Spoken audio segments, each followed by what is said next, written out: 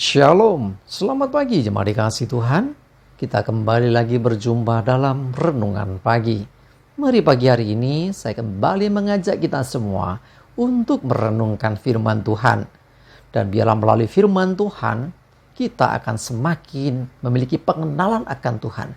Kita akan semakin bertumbuh di dalam iman. Kita akan semakin dibangun, diteguhkan dalam iman dan pengharapan. Sebab firman Tuhan adalah kebenaran. Firman Tuhan sumber kekuatan bagi hidup kita. Firman Tuhan pedoman dan penolong bagi kita.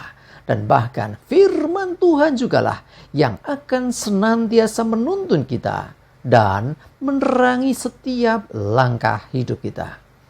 Mari jemaat dikasih Tuhan, sebelum kita merenungkan firman Tuhan pagi hari ini, kita akan bersama-sama berdoa terlebih dahulu. Bapa di surga, kembali lagi pagi hari ini kami datang ke hadirat-Mu ya Tuhan. Kami mengucap syukur atas segala kebaikan-Mu. Atas begitu besar kasih setia-Mu. Begitu besar rahmat dan anugerah-Mu. Segala berkat dan kemurahan-Mu, perlindungan-Mu, penyertaan-Mu, pertolongan-Mu, dan juga bahkan pemeliharaan-Mu atas seluruh hidup kami. Terima kasih ya Tuhan. Dan pagi hari ini kami kembali akan merenungkan firman-Mu. Mari Tuhan, singkapkan dan nyatakan kebenaran firman-Mu. Dan Roh Kudus, urapilah hamba-Mu. Dan urapi juga kami semuanya. Sehingga kami bisa menangkap akan kebenaran firman-Mu. Dan kami mengerti akan kehendak-Mu. Serta melakukan kebenaran firman-Mu di dalam hidup kami. Terima kasih ya Tuhan. Di dalam nama Tuhan Yesus, kami bersyukur dan berdoa. Amin. Mari jemaat dikasih Tuhan, sama-sama kita akan buka Alkitab kita. Renungan pagi hari ini, saya ambilkan dari Amsal 30, ayat 8 dan 9. Saya bacakan. Jauhkanlah daripadaku kecurangan dan kebohongan. Jangan berikan kepadaku kemiskinan atau kekayaan. Biarkanlah aku menikmati makanan yang menjadi bagianku.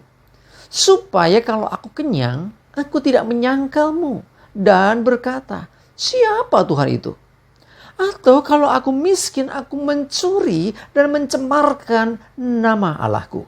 Coba dikasih Tuhan apa yang dikatakan dalam Amsal ini, ya, mengajarkan kepada kita supaya kita ini hanya menikmati apa yang menjadi bagian kita, mensyukuri apa yang memang menjadi bagian kita, supaya kita tidak iri, tidak istilahnya membandingkan diri dengan yang lain.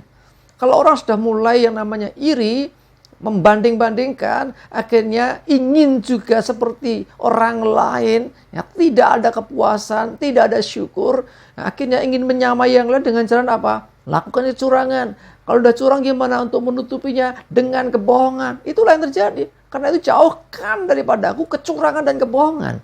Karena itu akan menjadi istilahnya lingkaran setan istilahnya. Ya, kebohongan satu akan ditutupi dengan kebohongan yang berikutnya. Begitu seterusnya. Karena itu belajar untuk hidup dengan apa adanya, artinya mensyukuri apa yang Tuhan berikan bagi kita. Nikmati makanan yang menjadi bagian kita. Kalau bukan bagian kita jangan. Ya. Karena apa? Dengan kita menikmati bagian kita, kita akan selalu bisa merasakan syukur kepada Tuhan. Ya, kalau enggak, hati-hati. Supaya kalau kenyang tidak menyangkal Tuhan. Kadang-kadang orang kenyang, orang punya lebih, diberkati lebih, dengan kekayaan banyak, kurang bersyukurnya kepada Tuhan, kurang mengandalkan Tuhan. Kenapa? Ya karena sudah ada semua. Tanpa Tuhan-Tuhanan aku bisa cari sendiri. Nah, akhirnya bisa sampai ke sana. Hati-hati. Iblis mengarahkan kita untuk demikian. Ujian tidak selalu dengan masalah. Ujian juga bisa lewat berkat, ya, lewat kekayaan, lewat kelimpahan. Hati-hati dengan itu semua. Ya karena itu selalu orang Jawa bilang prasojo, ya, apa adanya saja, tidak usah kita istilahnya mengingini hidup seperti orang lain, ya karena Tuhan punya porsi masing-masing. Jangan berikan kemiskinan. Kalau miskin kan jadi ngeri juga. Nanti akhirnya bisa mencuri segala macam. Jangan berikan kekayaan, artinya kelimpahan, harta yang berlebihan. Kalau itu bukan bagian kita, sekalipun banyak, kalau bukan yang ditentukan untuk kita, itu pasti masalah.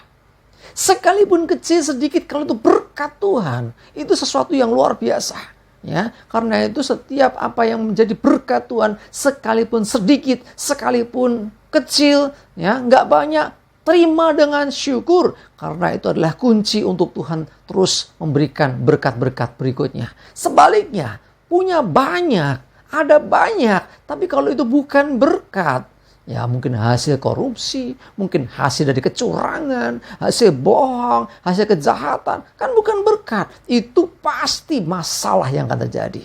Ya, mari jemaat dikasih Tuhan, selalu ingat akan Tuhan dan nikmati apa yang menjadi berkat Tuhan bagi hidup kita. Ya, tidak usah membandingkan dengan orang lain, ya, supaya kita senantiasa membawa kemuliaan bagi Tuhan. Kalau kita diberkati, selalu bersyukur, diberkati bersyukur, maka sesungguhnya engkau sedang membuka pintu-pintu berkat berikutnya.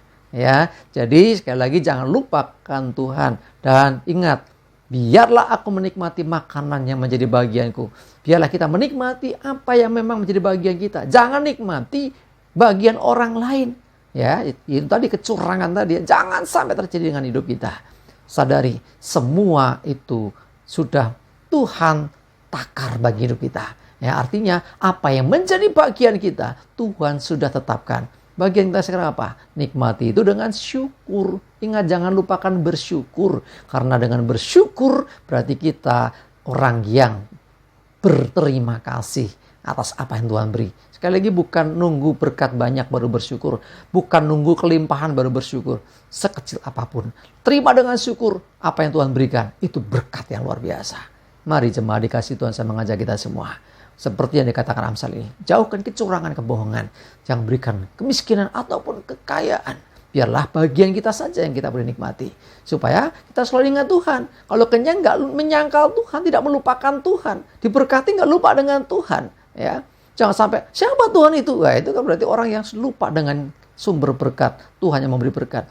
Atau miskin, akhirnya karena kepepet mencuri. Itu pun membawa, akhirnya mencemarkan nama Tuhan. Hindari semuanya itu. Intinya, mari terima dengan syukur. Nikmati apa yang menjadi bagian kita dengan syukur. Amin. Kita berdoa.